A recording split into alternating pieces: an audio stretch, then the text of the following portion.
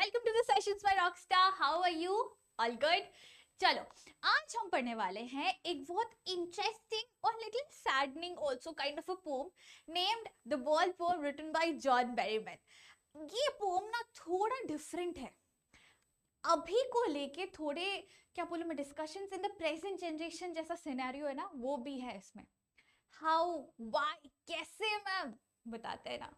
चलो शुरू करते हैं हमारा poem, but with the setting of it, क्योंकि सेटिंग का एक्सपेक्टेशन होना जरूरी है। अगर जगह पता है, सराउंडिंग पता है, तो पोम इजीली रिलेटेबल हो सकता है। ठीक है, शुरू करते हैं। देयर आर सम स्ट्रीट्स, रस्ते हैं इधर उधर।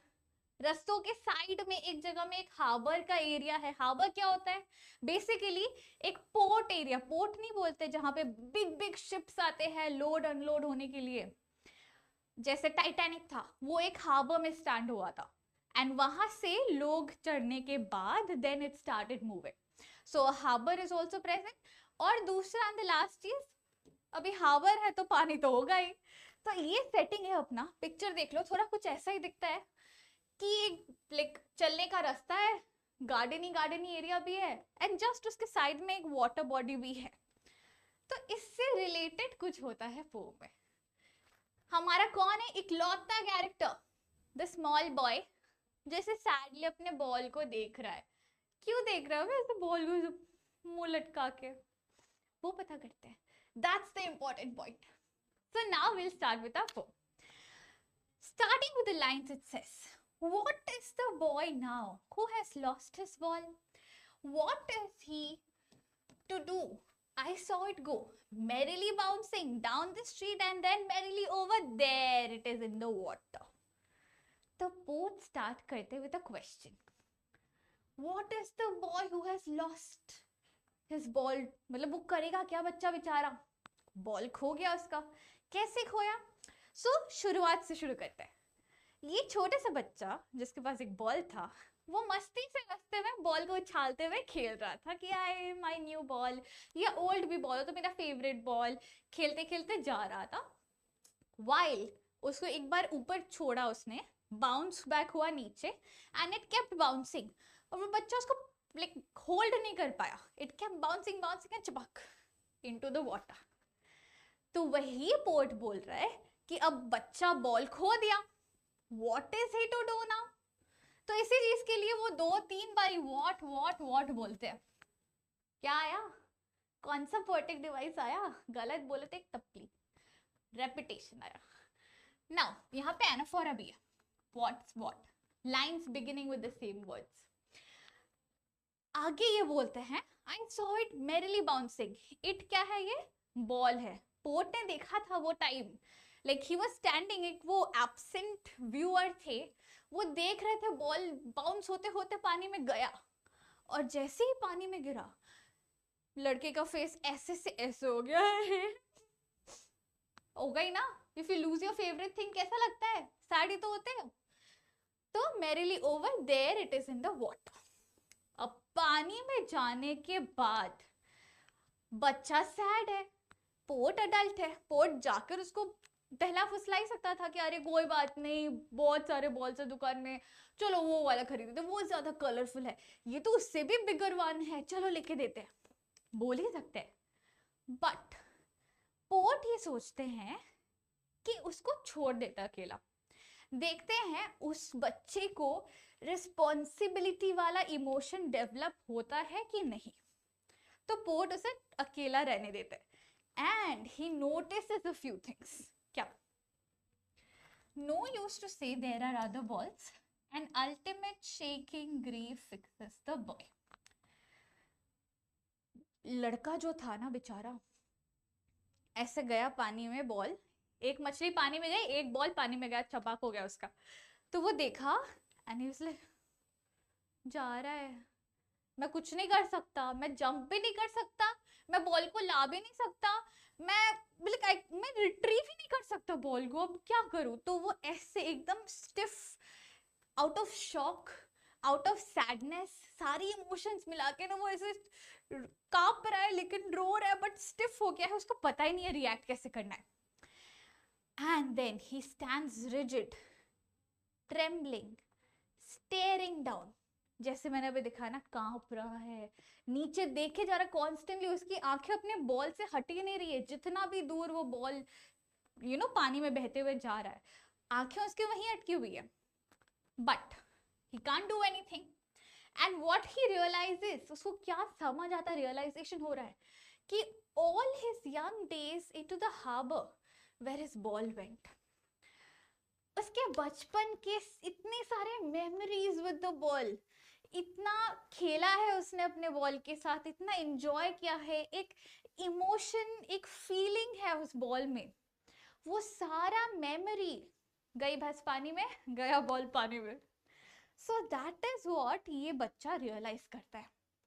एंड एक ही मोमेंट में, लाइक फ्रैक्शंस ऑफ सेकंड्स के अंदर, वो सैड भी होता है, मतलब इंटेंस ग्रीफ में रहता है, वो बहुत ज्यादा दुखी होता है, प्लस उसको एक रिस्पॉन्सिबिलिटी का भी फीलिंग धीरे धीरे आने लगता है कि मतलब मैं इतने दिन छोटा था, मुझे पता नहीं था कि इसको भी संभाल के रखना होता है, क्योंकि अगर मैंने नहीं संभाला तो भाई खो गया। ये चीज उसको नहीं पता थी आज तक, इतना ही छोटा बच्चा है, लेकिन आज पहली बार उसको ये रियलाइज होगा। I would not intrude on him, the poet says. I is the poet here, okay? ये हमारा I poet है. So he says, I would not intrude on him. A dime, another ball is worthless. तो he says, बच्चा इतने shock में है, इतने traumatised condition में है, बट फिर भी मैं जाके उसको बहलाने फुसलाने वाला नहीं हूँ, मैं उससे जाके बात तक नहीं करने वाला हूँ। कितना गंदा पोर्ट है, बात, बच्चा रो रहा है, उसको सपोर्ट भी नहीं कर रहा है, बट नहीं, कारण है उसका। तो ही सेज कि मैं उसको जाके पैसे दे सकता हूँ, मैं जाके उसको नया बॉल खरीदने कह सकता हूँ, लेकिन क्या मैं वो इमोशंस वापस दिला सकता हूँ? नहीं ना। जैसे कि आपका कोई फेवरेट टॉय हो, आपका कोई फेवरेट सामान हो घर पे, एंड वो आप एक दिन साथ लेके निकलते हो और बाय चांस उसी दिन खो जाता है, एक दिन नहीं, 2 दिन नहीं, काफी दिन आप उस चीज को लेके इतना अपसेट रहोगे, उसको मिस करोगे। The same emotion is the boy having. आप तो तभी थोड़े ग्रोन अप हो, ये तो छोटा बच्चा है, एकदम छुट्टू सा, तो इसके लिए और ज्यादा इंटेंस है वो। And then he says now,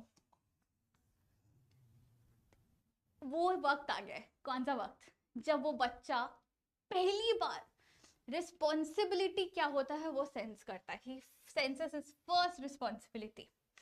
in a world full of possession, people will take balls, balls will be lost always, little boy, and no one buys a ball back. ये सिर्फ लिटरल नहीं, intense भी है, बताती हूँ। तो poet ऐसे बोलते हैं कि हम हमेशा, पहले लिटरल बता दूं तो, हम हमेशा कोई ना कोई सामान या टॉयज खरीदते रहेंगे, खेलते रहेंगे, कभी खो गया फिर से खरीद लिया, तो हम खरीदते मतलब खोते, ये चलता रहता है सिलसिला, राउंड द सर्कल। एंड एक बार जो खो गया, हार्डली वो वापस नहीं लेते लोग, ठीक है खो गया कोई बात नहीं, दूसरा कुछ ले लेते हैं। बट इसका इंटेंस मीनिंग ये है कि इट माइट हैपन, आप एक बार किसी इंसान को खो रहे हो या किसी चीज को खो रहे हो, आप उस इमोशन को या उस इंसान को या वो एग्जैक्ट थिंग को यू कांट ब्रिंग बैक, नहीं पॉसिबल है। That is exactly what the poet says कि it will be lost always and no one buys the same thing back. Possible ही नहीं है पैसे से वो इमोशन खरीदना। मनी एक्सटर्नल है भाई, वो आपको मटेरियलिस्टिक चीजें दे सकता है, इमोशन सेंटिमेंट रिलेटेड चीजें नहीं दिला सकते। ये है the main learning of the child through this pome. आपके लिए भी है, मेरे लिए भी है, यही चैप्टर का मेन लर्निंग है कि मनी एक्सटर्नल है, वो आपको कोई भी इमोशनल सेंटिमेंटल चीजें वापस नहीं दिला सकती एक बार जो खो गया। He is learning well behind his desperate eyes the epistemology of loss. इतने क्लेवरली लिखा है ना पोएट ने, ये मैंने जब पहली बार पढ़ा था मुझे मजा आ गया था। Understand the line, he is the boy, ठीक है, so the boy is learning, कहाँ कैसे? Well behind his desperate eyes. तो डेस्परेट क्यों है eyes? Because he is constantly looking अपने बॉल की तरफ कि वो जा रहा है, कहाँ जा रहा है, किसी वे में उसको वापस ले सकता है क्या. तो उसके आईज डेस्परेट है और उसको देखे जा रहा है. बट वो लर्न कैसे कर रहा है? Behind his desperate eyes. Eyes के पीछे क्या है? ब्रेन. सो लिखना डायरेक्ट नहीं लिखा है कि ब्रेन में प्रोसेस करे. बोर्ड ने ऐसा लिखा है कि आईज के पीछे जो है ना भाई, अपने ब्रेन से वो प्रोसेस कर रहा है. क्या? Epistemology of loss. एपिस्टेमोलॉजी मतलब क्या होता है? नॉलेज. एपिस्टेमोलॉजी मतलब नॉलेज, ज्ञान. ठीक है. तो वो अपने ब्रेन से धीरे धीरे प्रोसेस अप करना शुरू कर रहा है. क्या? कि लॉस होता क्या है. एंड एक बार कुछ खोने के बाद how do you overcome that. You know, ये एक चीज जो मैंने बोला था स्टार्टिंग में कि रियलिटी से कुछ तो सिमिलर है अभी के टाइम से. जैसे कि मैं नहीं बोलूंगी आपका क्या खोया क्या मिला, बट ऐसे होता है कि आपसे कुछ छूट जाए तो आपका दिल टूट जाता है या कुछ, मतलब मैं नहीं बोलूंगी सामान है या क्या है, बट हो तो जाता है, राइट? Heart break. तो यहाँ पे वही है कि एक बार दिल टूटने के बाद ओवरकम कैसे करना है, उस चीज को निकलना कैसे है. क्योंकि अगर आप उस सैड, लाइक क्या बोलूं मैं, दुख के जब गंगा जमुना में बह गए तो आपको वापस नॉर्मल लाइफ में लाना थोड़ा डिफिकल्ट हो जाता है. एंड प्रैक्टिकली सोच तो उतना टाइम भी नहीं है लोगों के पास कि लाइफ, अपना लाइफ आगे बढ़ाने की जगह आप वो लाइक यू नो सैडनेस के रिवर में खो रहे हो. That is what he says. He is learning to stand up and overcome the feeling of loss. Move on करना जो टर्म है, वो मूव ऑन करना सीख रहा है बच्चा. And knowing what every man one day must know and most men many days know how to stand up. Last दो लाइन का ये मतलब है, समझना अच्छे से, बहुत लोग कंफ्यूज होता है. लास्ट दो लाइन का ये मतलब है कि बच्चा समझ रहा है हाउ टू ओवरकम या मूव ऑन फ्रॉम लॉस, जो कि knowing what every man must know. जो ग्रोन अप मेन वुमेन है ना, ग्रोन अप अडल्ट्स, उनको ऑलरेडी पता है कि एक लॉस के बाद मूव ऑन कैसे करना चाहिए. और उसी सेम सेंटेंस को दो वे में लिखा है. What every man one day know and most know many days. तो किसी न किसी दिन हर एक का वो पहला टाइम आता है जब वो मूव ऑन करना सीखता है या सीखती है. And similarly when they grow up, every other alternate grown up man women knows how to move on in their life. यही है हमारा पोम. इंटेंस डिस्कशन हो गया. एक बारी 30 सेकेंड्स लो, सोच लो अभी क्या डिस्कस किया. 30 सेकेंड्स लो, सोच लो. 30 थोड़ा ज्यादा हो गया, शायद तो कम दूंगी, बट देखो एंड जस्ट एनालाइज इट. क्या क्या डिस्कस किया. एंड अगर कोई डाउट्स हो रहे हैं बाय चांस, जो होने तो नहीं चाहिए, नोट डाउन कर लो क्योंकि हम कैप्चर करेंगे डाउट्स आपके.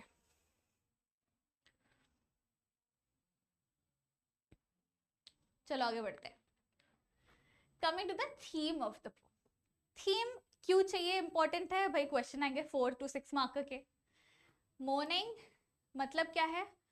वो ग्रीफ के स्टेट में हम जो वो, जैसे मैंने बोला था ना, दुख का सागर, वो जब लिव करता है ना एक इंसान, living that moment is morning. बहुत ज्यादा उदासी. रियलाइजेशन ऑफ रिस्पॉन्सिबिलिटी, हमने देखा हाउ द चाइल्ड लर्न अपना पहला रिस्पॉन्सिबिलिटी की अपने चीजों को संभाल के रखनी चाहिए. लॉस, ऑब्वियसली बॉल खोया है इसीलिए ये पोम बना है. Importance of childhood, this is one thing that poem में क्लियरली मेंशन नहीं है, थीम में इसीलिए रखा है. पूरे पोम में ना हमने ये देखा है कि छोटा बच्चा है, बॉल से खेलता है, खो जाता है, तो what he feels.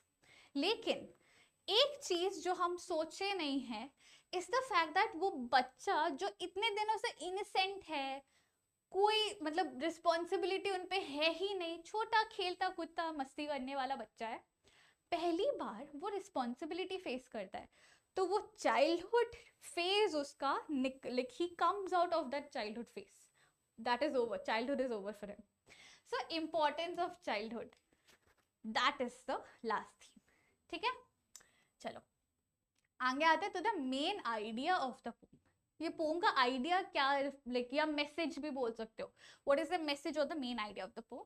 Basically the boy loses his ball when it falls into the water, causes him grief, and figuratively he loses his innocence and comes of age. जैसे मैंने बोला अभी importance of childhood वाला, कि वो childhood phase से निकल के धीरे धीरे now he is growing up, यही दिखाता है. ठीक है, डन. चलो आगे चलते हैं to the last thing of this poem, which is poetic devices. चलो, rhyme scheme है ही नहीं. This poem is written in free verse. I hope free verse क्या है पता ही है. जिस पोम में राइम स्कीम नहीं है, राइमिंग पैटर्न नहीं है, वो फ्री है from the rhyme scheme, so free verse. Symbolism, again एक चीज को दिखा के कोई एक सेट ऑफ आइडिया रिप्रेजेंट करना. सो यहाँ पे the loss of ball is symbolic of the loss of the boy's innocence या childhood. That is symbolism here. Metaphor, क्या कंपैरिजन है यहाँ पे? All his young days into the harbour where his ball went. ये जो line है ये metaphor है, क्योंकि हम लॉस्ट बॉल के साथ लॉस ऑफ बॉयज चाइल्डहुड दिखा रहे हैं. जैसे कि बॉल गया, ये लाइन ही बेसिकली जो है young days into the harbour where his ball went, मतलब उसका बचपन बॉल के साथ बह गया. Now he is growing up, वही मेटाफर है, सेम चीज है अपना. Transfer epithet. ट्रांसफर एपिथेट का मतलब क्या होता है? बेसिकली कोई एक नाउन को जब आप कोई एडजेक्टिव देकर उसका मीनिंग एनहांस कर रहे हैं, दैट इज ट्रांसफर एपिथेट. तो यहाँ पे आईज को हमने एक एडजेक्टिव दिया है डेस्परेट बोल के. लाइक क्यों दिया है? बिकॉज वो आंखें बॉल को ढूंढे ही जा रहे हैं, लाइक उसकी आंख बॉल के ऊपर से हटी नहीं रही है, it's just stuck there, that is why desperate eyes. Next alliteration, पता है हमें इनिशियली जो कॉन्सोनेंट साउंड रिपीट होता है, बाइज, बॉल, बैग, ब ब ब sound. Repetition, ball and then what. What एकदम स्टार्टिंग में 3 बार ही था, बॉल भी बहुत बार थ्रू द पोम रिपीट होता है, तो रेपिटेशन. इंजैबमेंट है. इंजैबमेंट का मतलब क्या है? When one sentence is divided into multiple short lines without punctuation mark, वो होता है हमारा इंजैबमेंट. एग्जाम्पल भी लिखा हुआ है, second and third line of the first stanza and similarly first to third line of the second stanza. 2 example है अपना इंजैबमेंट का. Coming to the next one, anaphora. Starting के दोनों line begins with what what, so anaphora. Next हमारा imagery. You can imagine using your visual senses कि कैसे वो बच्चा बॉल के साथ खेल रहा था and the ball started bouncing धीरे धीरे करके एंड पानी में गिर गया. तो ये पूरा विजुअल आप इमेजिन कर सकते हो, that is why imagery. And the last one says assonance, again vowel sound को रिपीट करना, which is he is learning well behind his desperate eyes. यहाँ पे ई साउंड रिपीट हो रहा है, सो अशोनेंस. ठीक है, done. That's it for the day. हो गया हमारा डिस्कशन. मिलते हैं नेक्स्ट चैप्टर में. Till then take care, stay happy, stay smiling. Signing off your teacher Magnolia. Good night, bye bye.